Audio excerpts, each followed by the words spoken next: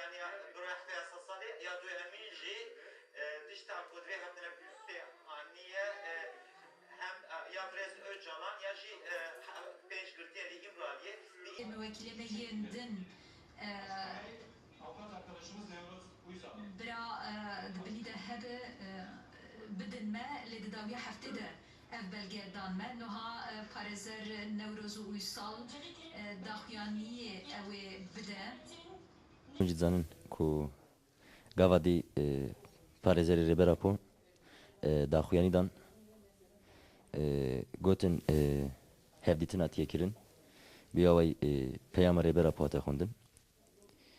Yani ev destpêkê ji dema mabesta me ya çalekî jî yani şikandina tecrît hebû.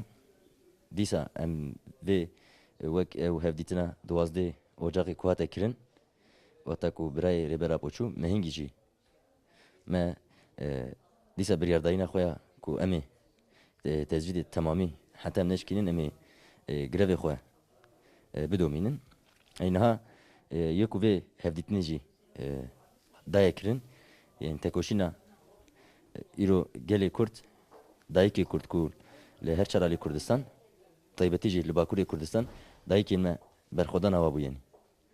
Em niha vê dîsa dubare dikin heta tecrîd bi temamî neweşkandin.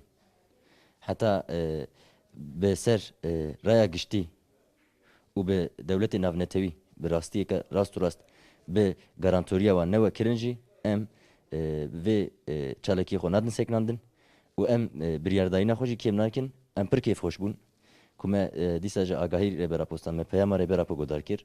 Yani ev ji me re bû hêzek û hêzeka herî xurt moraleka herî xurt.